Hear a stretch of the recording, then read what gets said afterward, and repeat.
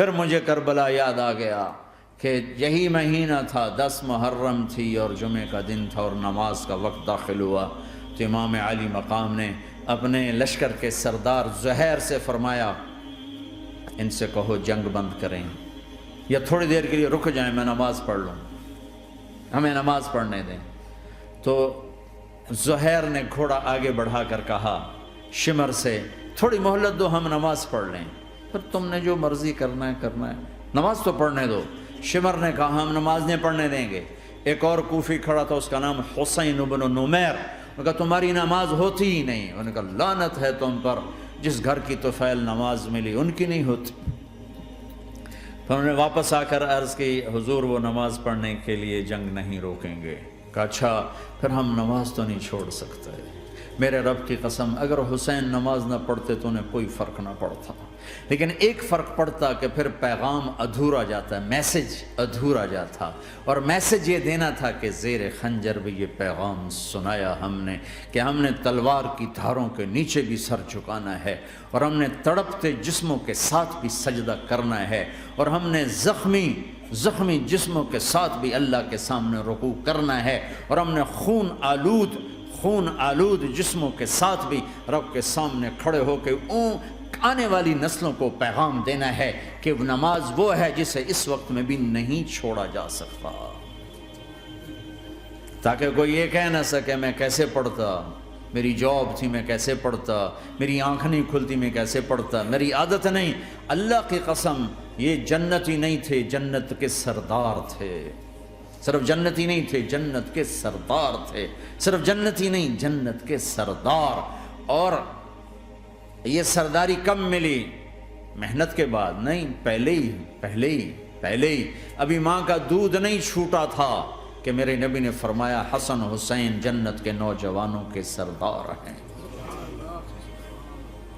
اور ایسا پیار تھا کہ دونوں کو عرب سردار بچہ اٹھانا اپنی ذلت سمجھتے تھے، بچے نہیں اٹھاتے تھے، سب کے سامنے پیار نہیں کرتے تھے، لیکن آپ حسن حسین کو یہاں اٹھاتے، پھر یہاں ہی نہیں اٹھاتے تھے، یہاں کندھوں پہ بٹھاتے، یہاں۔ اور ایک عرب بدو حیران ہو کے دیکھ لیں، یا رسول اللہ یہ آپ کیا کر رہے ہیں؟ مثلا یہ کتنی عیب کی بات ہے کہ آپ جیسا سردار اور یہاں بچوں کو بٹھایا ہوا ہے۔ کہنے لگا آپ ان سے بہت پیار کرتے ہیں؟ کہا ہاں میں ان سے بہت پیار کرتا ہوں، اور صرف میں نہیں کرتا، اللہ بھی ان سے پیار کرتا ہے۔ اور بتاؤں جو ان سے پیار کریں گے اللہ ان سے بھی پیار کرے گا، جو ان سے محبت کریں گے اللہ ان سے بھی محبت کرے گا، اللہ بھی ان سے محبت کرے۔ پھر ہم نے دعا مانگی یا اللہ جو ان سے پیار کرے تو ان سے پیار کر، جو ان سے بغض رکھے تو ان سے بغض رکھ۔ حضرت حسن سر سے لے کر کمر تک اللہ کے نبی کی 100% کاپی تھی، چہرہ یہ آدھا حصہ اوپر والا نبی کے مشابہ، یہاں سے نیچے پاؤں تک علی کے مشابہ، باپ کے مشابہ۔ حسین اس کا الٹ، سر سے لے کر کمر تک علی کے مشابہ، کمر سے لے کر پاؤں تک اللہ کے نبی کے مشابہ۔ اس مشابہت پر ہمارے نبی کہا کرتے تھے حسن میرا بیٹا ہے، حسین علی کا بیٹا ہے۔ ہائے ہائے کیا کیا لاڈ لڈائے اور کیا لوگوں نے کر دیا ان کے ساتھ۔ نماز جیسے عظیم عمل میں، نماز جیسے آپ رکوع میں ہوتے تو حسن آ کر نا پاؤں میں گھس جاتے تھے، یہاں سے نکلتے ادھر، یہاں سے نکلتے یوں۔ سجدے میں جاتے تو کمر پہ بیٹھ جاتے تھے، فرض نماز کا سجدہ۔ تو ایک دفعہ پہلی دفعہ جب یہ قصہ ہوا تو آپ نے سجدہ لمبا کر دیا، بچے کے اتارا نہیں، اٹھے نہیں، سجدہ لمبا کر دیا۔ پچھلے پریشان ہو گئے کہ اتنا لمبا سجدہ کہیں آپ فوت تو نہیں ہو گئے۔ تو جو پہلی صف میں تھے نا انہوں نے یوں کر کے دیکھا، چکر کی وہ دیکھا تو حسن کمر پہ چڑھے ہوئے، تو قریب ایک آدمی نے آگے ہاتھ بڑھا کے کھینچنا چاہا، تو آپ نے یہاں سے دیکھا ہاتھ آ رہا ہے، تو آپ نے اپنے ہاتھ سے یوں اشارہ، نماز میں یوں اشارہ کیا کہ میرے بچوں کو نہ چڑھو۔ جب حسن خود اترے پھر آپ سجدے سے اٹھے۔ کبھی حسین چڑھ جاتے تھے، کبھی حسن چڑھ، دونوں ہی چڑھتے تھے۔ یہ اس طرح حسن کے بعد کبھی یہ کبھی وہ، کبھی یہ کبھی وہ۔ اور آپ حسن کو جب چھوٹے تھے زیادہ حسن، تو آپ حسن کو یوں زبان دکھاتے، اتنا بڑا عظیم نبی کیا ہو رہا ہے، تو وہ زبان، آپ کی زبان بڑی سرخ خوبصورت تو وہ بچہ سمجھتا شاید یہ کوئی کھانے کی چیز، تو آگے یوں ہاتھ مارتا ہے، پکڑنے کے لیے ہاتھ مارتا، پھر وہ بیٹھ جاتے، پھر آپ کہتے ہیں یہ میرا نبی گھر کی زندگی بتا رہا ہے۔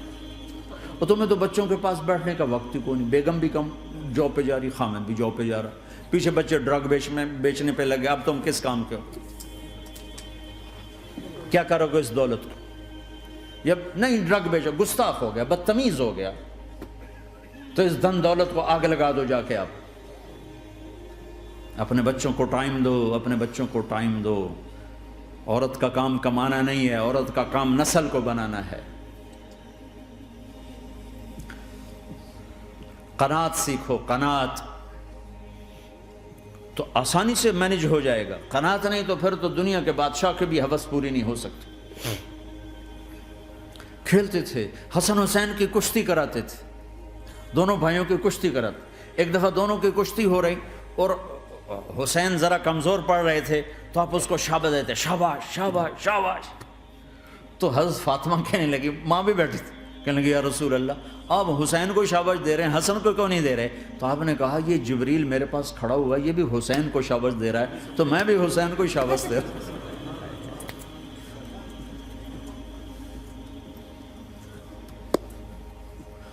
ایسی ہستیاں،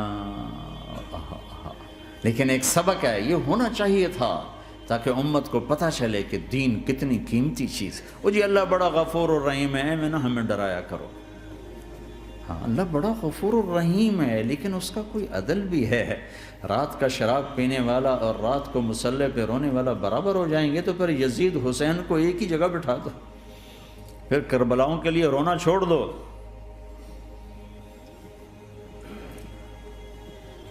رات کو ناچنے والی، رات کو رونے والی برابر ہو جائیں گے، سود کھانے والا، حلال کھانے والا برابر ہو جائیں گے، شراب بیچنے والا اور مزدوری کرنے والا برابر ہو جائیں گے، جھوٹ بولنے والا، سچ بولنے والا برابر ہو جائیں گے۔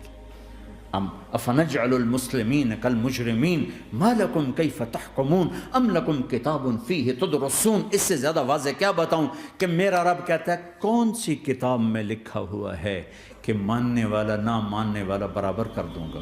کون سی کتاب میں؟ اللہ کو یہ کہنا پڑ رہا ہے ام لکم کتاب فیہ تدرسون، کس کتاب میں یہ لکھا ہوا ہے؟ ام نجعل المتقین کالفجار، ایک بدماش اور ایک فرمانبردار کو برابر کر دوں؟ کہاں لکھا ہوا ہے؟ ایسی ہستیاں، جنگ سے پہلے اونگ آ گئی، آنکھ کھلی تو ہنسنے لگے۔ بہن نے پوچھا یہ تو ہنسنے کا موقع نہیں، کیوں ہنسے ہو؟ زینب کہا بہن اللہ کے نبی خواب میں آئے، فرما رہے ہیں بیٹا میں لینے آ چکا ہوں، تو اب نہ پڑھے نماز، اب کیا مسئلہ ہے؟ جنت کے لیے تو کرنا ہے سب، یہ جنت کے لیے تو کر رہے، اللہ کے لیے تو کر رہے کہ زر دادن و جان دادن نہ آئے از لذت دیدارش، خسرو چتواں گفتن سر دادن و جان دادن نہ دیدار خیارے۔ اس اللہ کے لیے تو سر کٹا رہے ہیں، تو وہ تو راضی ہو چکا ہے، نبی آ چکا ہے، آؤ بیٹا میں لینے آ چکا ہوں، تو اب نہ پڑھیں نماز؟ نہیں نہیں، برمنگم والوں کو کون بتائے گا کہ نماز کیسی چیز ہے؟ انہوں نے کہا جی وہ نہیں جنگ روک رہے، کہا پھر چلو نماز پڑھو، نماز تو نہیں چھوڑی جا سکتی۔ آدھوں کو روک دیا تم جنگ کرو، آدھوں سے کہا تم نماز پڑھو، آدھوں نے نماز پڑھی، آدھوں نے جنگ کی۔ پھر جنہوں نے نماز پڑھی انہوں نے کہا تم آگے بڑھ جاؤ، ان سے کہا تم جا کے پیچھے اللہ کے بارگاہ میں سجدہ کرو۔ 1400 سال کی تاریخ میں ایسے نمازی میری نظروں سے نہیں گزرے، پر ایسی نماز نہیں پڑھی گئی نبی کے زمانے کے بعد۔ آپ نے بھی صلاۃ خوف ایک پڑھی تو نبی ہوتا ہے، اور کیا ان کا حال تھا، خون و خون، اپنے خون سے وضو کیے یا کربلا کی مٹی سے تیمم کیے؟ جب سجدوں میں سر رکھ کے سبحان ربی الاعلی کہا ہوگا تو دھرتی میں کیا ہلچل مچی ہوگی۔ نماز نہ چھوڑا، نماز نہ چھوڑنا، کوئی عورت نہ کوئی مرد نماز نہ چھوٹے۔